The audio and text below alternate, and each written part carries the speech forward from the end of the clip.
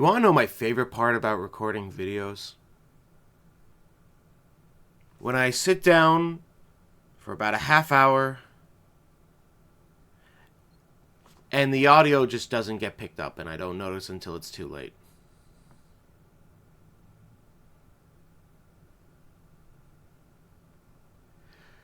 I made sure this time. Anyway, yeah, that's why this video didn't come out sooner, but whatever. I mean, I did just get a haircut and a teeth cleaning, so, you know, maybe it was worthwhile after all. Hi, yeah, it's been a bit of time. I've kind of realized I don't like making these kind of videos as often as I do. I kind of get annoyed making them as, like, pretty often. So I instead decided I'll just do it like once a year, and like, oh, in that case, like at the beginning of the year, like the first video of a year would be like a nice excuse to turn it, like transition this series into more of like a yearly retrospective thing. I feel like that would work out for it a lot. We'll see. I'm gonna try it out, see how it goes. But yeah, let's get started, shall we? I already spoke about that tournament thing in the intro, so I'm not gonna waste your time about it, but it was fun. I liked it. Shout out to Metro Inc., by the way. They make good events. They plan good events. If you're in the New York area, it's a good place to like just chill whenever they do something. On to the actual content. Actually, wait, no, I need to address something. I have a Twitter now. I know. Like, it's so annoying. Because I mentioned in, like, one of my previous videos that, like, oh, yeah, I made it by accident. That's not a lie. That's not a joke. All my friends send me links on Twitter, like, all the fucking time. And whenever I love reading the replies, but they changed it so that you can't read replies unless you're signed in. And I'm like, that's fucking stupid. So, like, I got a pop-up like, oh, want to see what's happening? Just sign in through your Google account. And I'm like, okay, if I sign in through my Google account, it'll let me read replies? Okay. And so I click the singular button, and they're like, great, congratulations on your brand new Twitter. I'm like, I never asked for this. I was genuinely feeling stressed out from having that day. But yeah, now I'm on Twitter.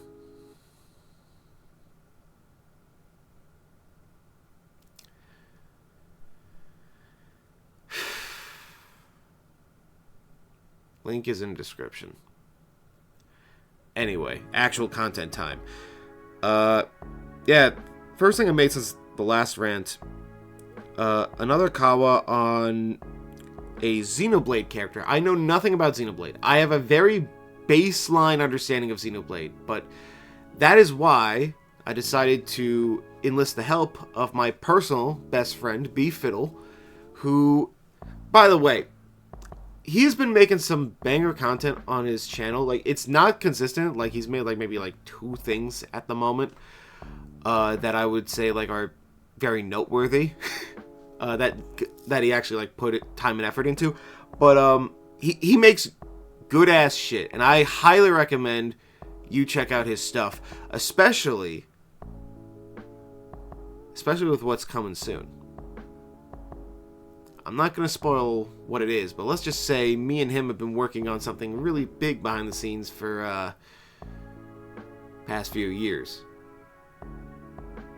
I say years, but we were pushing off for about like a year, so it took 2. Shush. Details, who cares? Point is, it's going to be big and it's going to be cool and funny. So look forward to that. But yeah, he talked about Senna from Xenoblade Chronicles 3. She looks really cool. And honestly, with what they described, I'm willing to believe it. I really can't put in any more of a say into it than that. Also, another shout out to Terrapog. Thank you for the suggestion. After that, I had a whole hour and 13-minute video, hour 14 if you round it up, over an hour-long video of me talking about the Earth Machine deck type in Yu-Gi-Oh! It's very fun. It was very fun. I really I really liked making that video. It was a little more monotonous than I expected, just because gathering all the cards was obnoxious, but it was so worth it.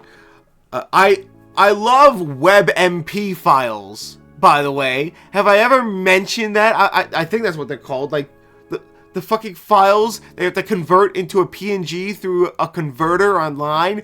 Wow! Wow!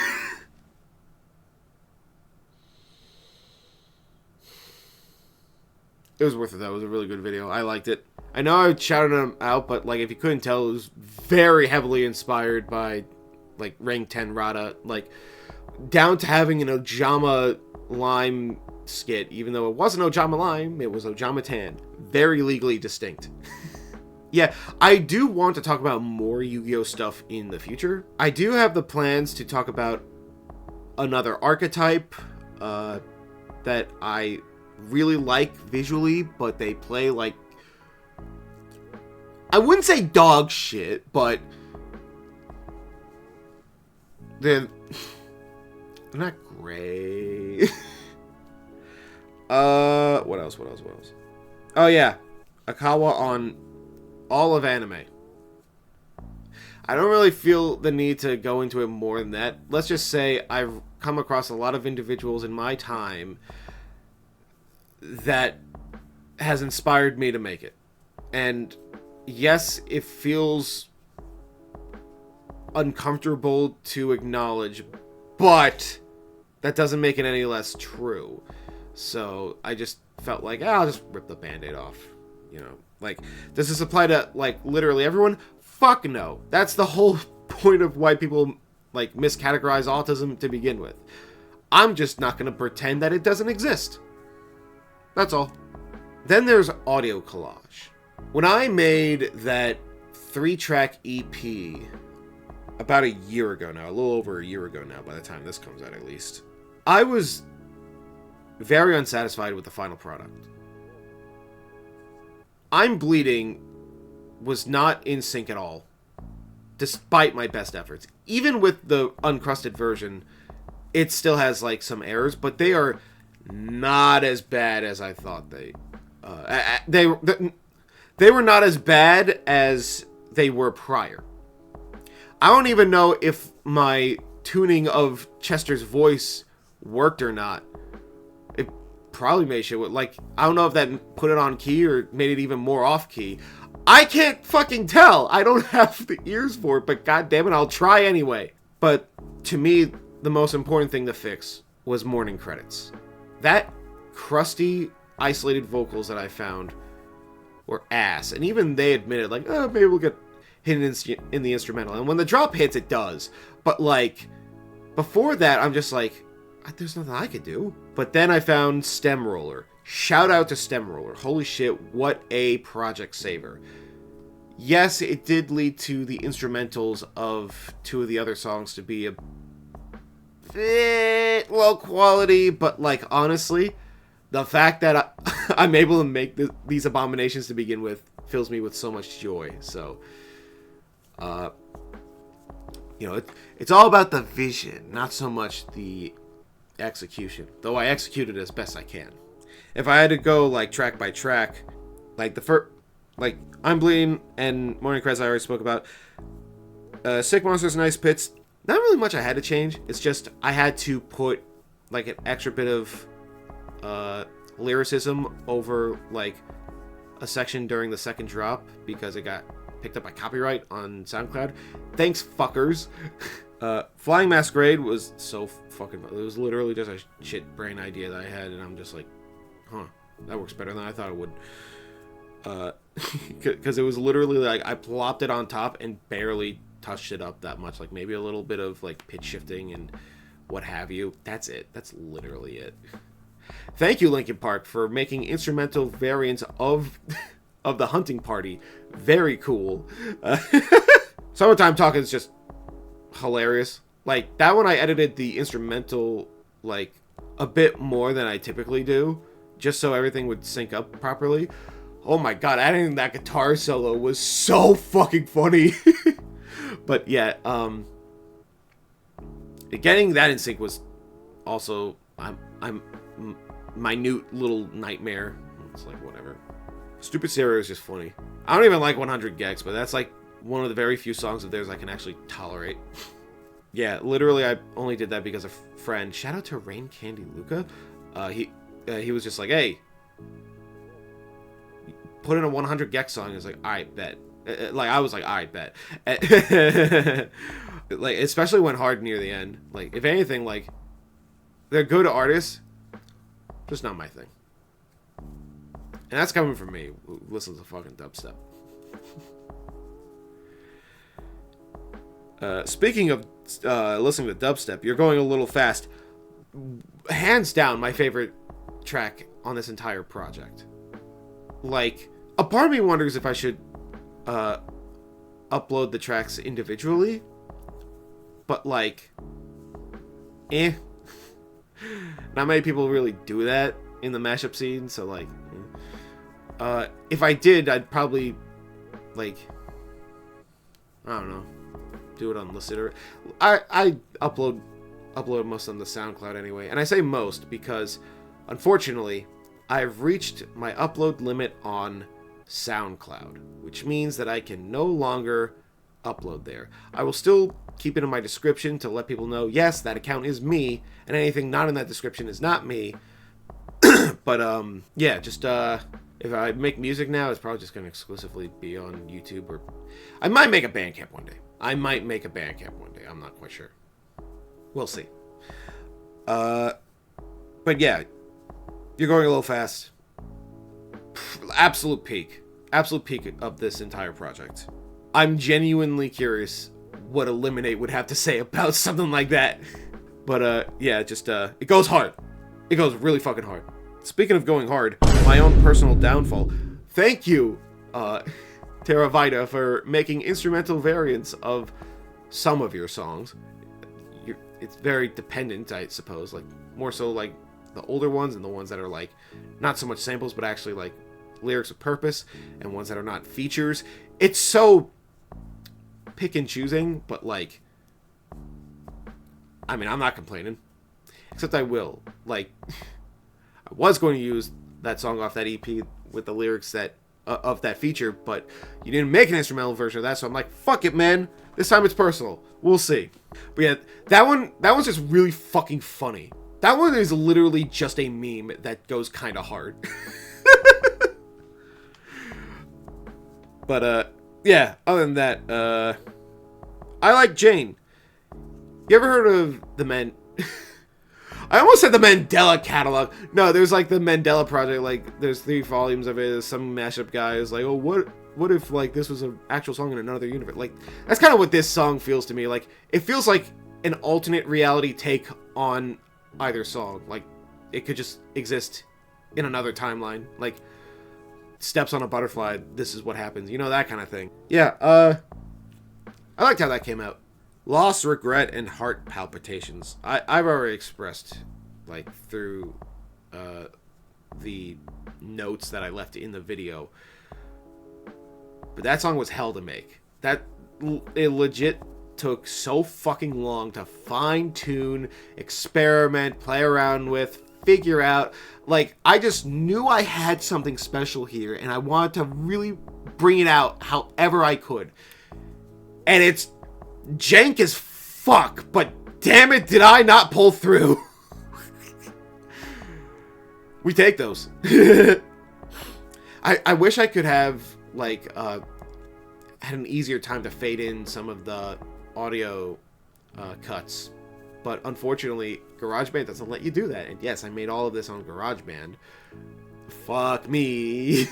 But yeah, there was that. And the MIDI version of Sick Monsters and Ice Pits, yeah, that was just the SoundCloud friendly version that I made for the original one, but I updated it with the uncrusted variant. So I decided, bonus track, why not? So that was that. really proud of this project. I'm way more satisfied with how this turned out than I was with the original. The original is fine. It was funny to get the point across, but like this feels like an actual idealization of what I wanted out of the project. The only way I was able to get I'm Bleeding to work in the first place is because I decided, fuck it, man, I'm throwing that shit in Audacity. Like, I have dark Audacity. I just threw that shit in and was just like, fuck it, this is what I'm doing. But yeah, glad that worked out. It is no longer January 7th as of recording this, so Mega Man is no longer relevant, so I will refrain from talking about that. All I'll say is I'm surprised no one did this joke earlier, even in a better way. I'll skip ahead just to say the Justice for Jax Films video, I still stand by that. I don't care how not relevant this is anymore. This still needs to be, like, remembered and ingrained. YouTube is willing to protect an actual unstable, unhinged creator just because she brings in a lot of money. They're willing to wipe her slate clean if it means that they could get... And to an extent, I get it, right? But, like, don't you think the advertisers would treat the platform more serious if you were more strict on how you handled things? Like, obviously asking you to be more strict is asking, like, it's asking a baby to help you hammer in a nail. But, like, you know, just aim it real good this one time and then we'll never speak of it again. So yeah, I still stand by this video. Do not forget that this happened. Jax Films deserves better. I'm so glad that he's back on track with making shit. I just hope nothing else comes from this. We'll see. But yeah, the final thing I want to talk about is an Akawa I did on Meredith from Cassette Beast. If you have not played Cassette Beast, do that.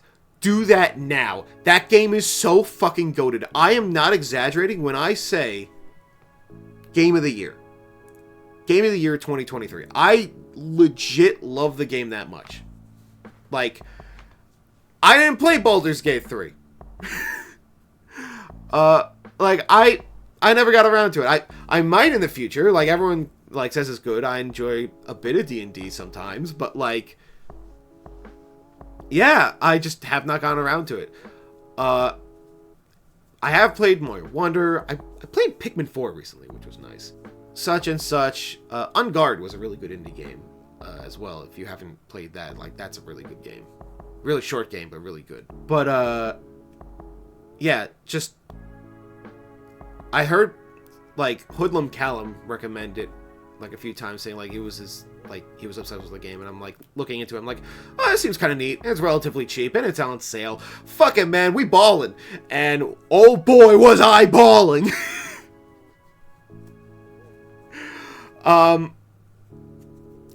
Yeah, like, in a year stacked with releases, like, Super Mario Wonder, like, and I'm just talking about games that I've played, like, Super Mario Wonder, Pikmin 4, Nickelodeon All-Star Brawl 2. Like, that was kind of a meme, but the point is, all those games I've played, Cassette Beast reigns supreme, because I keep going back to it as my, like, to me, it has become my stand-in comfort game. If I just want to sit down, chill, relax, turn my fucking brain off, that's the game I go to. That is the game that I pick up and go, shit, man, I feel like doing nothing. And this fulfills that in the best way possible. I love this game so much, I want to like, talk about it here. And Meredith gave me the perfect excuse, which, by the way, I mentioned in that video, I got help from the Discord to get, like, a certain line of dialogue that I just didn't think to write down myself. And fuck me if I'm gonna play through that entire game again just to get to that, because it would have to play through a lot of it to get to it. But because I worked with the Discord, or the Discord worked with me, thank you again. I really appreciate it. I decided to share with them. They have like a video section, and people were self-promoting like their streams and stuff, and I'm like, okay, I guess it's okay to like just share this video. It's on topic and whatever. So I do. And like I was very nervous to do that because I'm like, I'm just some random guy in here talking about autism and like attributing it to one of the characters. But got a lot of positive emotes under the video, which surprised me.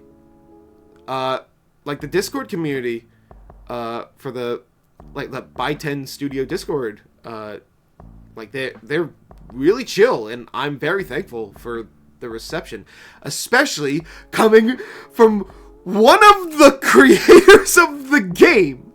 Like this game was made by like 2, maybe 5 people max, and this guy was like the writer of the game, meaning that I was analyzing a character that he had written and also designed, from what I can tell. He did like a lot of the artwork as well.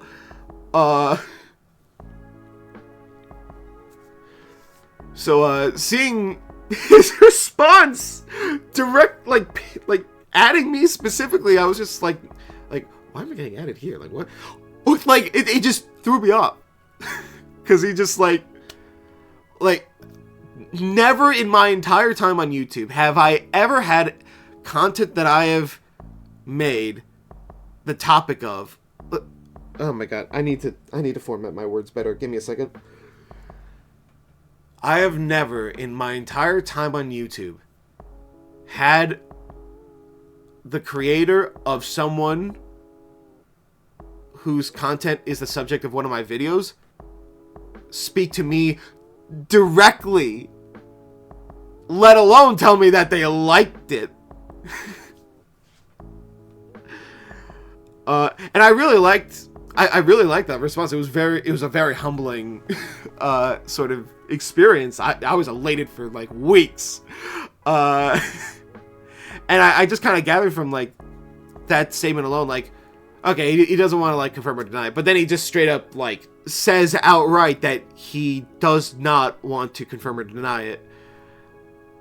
Which it's a stance I'm like mixed about, because like on the one hand, if you're not going to outright confirm it, then like fine, okay, sure, like cool. But if you're going to go at, like, I know why he did it, right? Like he doesn't want like anyone like asking and for confirmation, like just shutting that off. Like I get that. I don't know. For me, it's always been kind of like it feels a bit like a cop out, like, oh, come to your own interpretation. But like honestly, like it like matters so little that like if he wants me to find identity with her, then like hell yeah, man, I'll take that. It's a response that I can respect, and you know what? It's probably the safer option anyway, considering like I don't know his backstory, I don't know his history, I don't know how much experience he has with that. Like it's a lot easier to just say like, oh yeah, that character, yeah, they're NB, yeah, they're gay, blah blah blah blah blah. Like it's a lot easier to say that, right? But I think considering like how I handled the video, I was able to make a very strong case for it. Like for me, the Nomona video is like my gold standard of what I try to aspire out of like a video like that, where it's like present the character, present evidence or examples if it's proven, depending. I haven't reached that yet, but there are some characters that I'm looking at right now. I will not confirm who I'm looking at, but let's just say there's some characters I'm gonna have to do a little research on. But yeah, just I feel that the Meredith video was able to reach that and go like a little above and beyond that because of that quote. Like me breaking that down felt like being able to almost prove it beyond a shadow of a doubt. Like there's like so much evidence to correlate with this. Just so much of the nuance and subtlety within like the world building or the writing or what have you.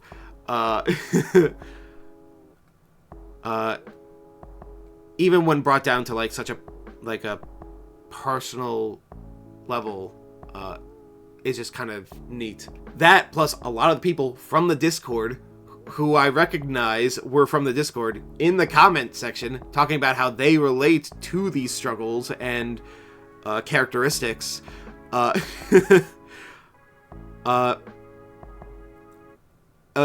really goes to show I definitely don't feel alone with that in her characterization, for sure.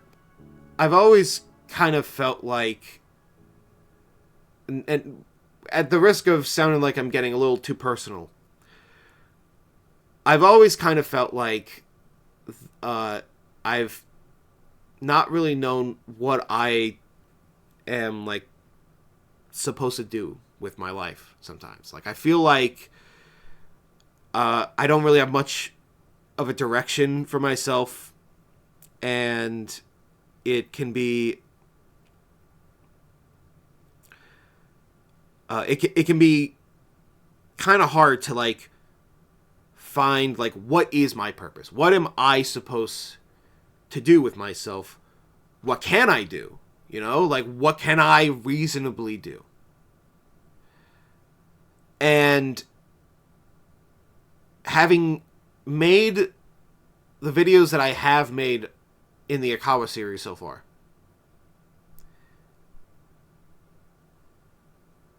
it really feels like I have given myself a sense of purpose. Like, I really feel like I have found a calling for myself with this, because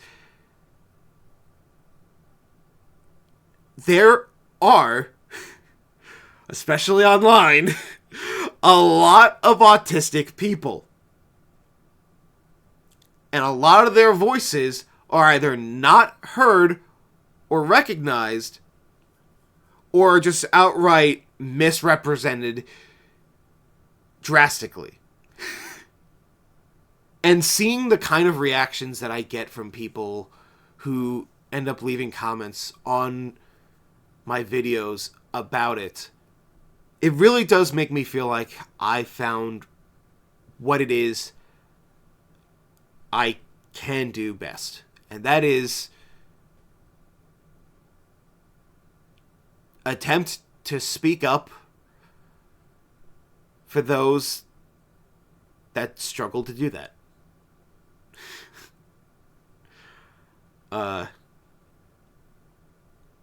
And I have to say, like, I would not have been as willing or as bold to do so if it was not for so many individuals in, like, the LGBTQ plus space who are speaking up about the trans experience, for example. Like, I've been seeing a lot of trans creators, like, pop up recently, which is, like, really cool.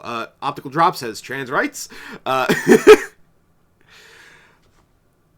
And, like, seeing the bold and brave willingness to, like, talk about these struggles on a personal level and try to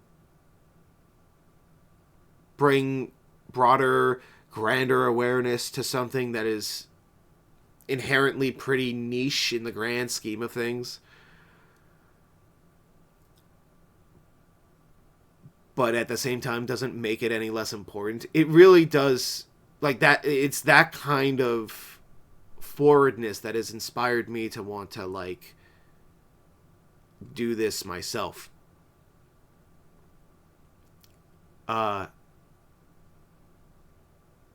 And I'm it always makes me feel weird to express that, because I don't really want to compare the struggles of the LGBT plus and the neurodivergent, because one is not inherently more important than the other, and I want to make that very clear. Neither is more or less important. They are just separate struggles, and they're equally valid, as minute as they may be for some people. And with a lot of the privilege that I've grown up with, I've always felt like I don't have a place to speak because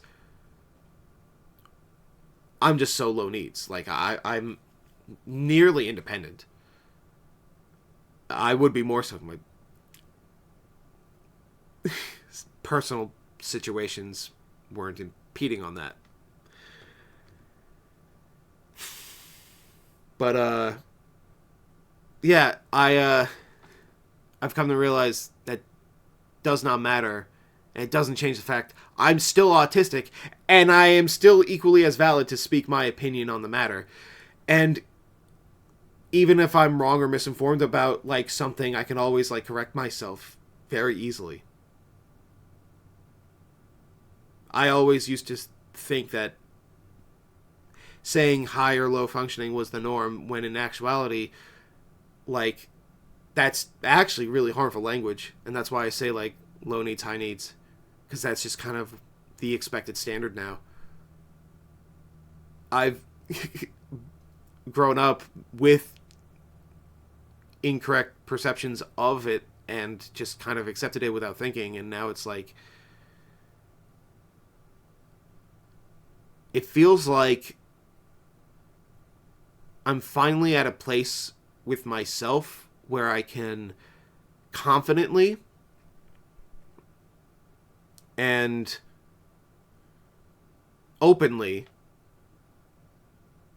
express how it feels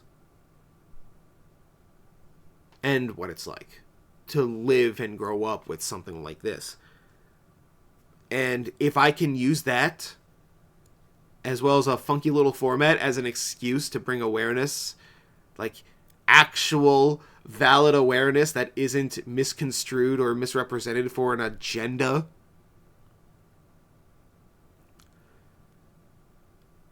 then I take a great amount of pride in that. I would find that very fulfilling and satisfying.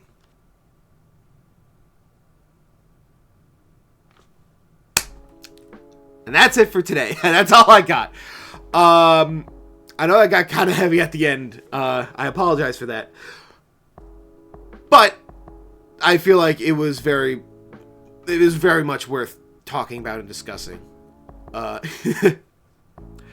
course, if you want to see, like, any other content from me, whether it's me just talking about anything at all, or other characters that are or may be autistic that you want me to analyze in an in an upcoming Akawa, please let me know in the comments. Like I said, I have a Twitter now. I also have an Instagram. I barely touch that now because of Twitter. Barely touched it at all to begin with. But whatever. Yeah. Thanks for watching, and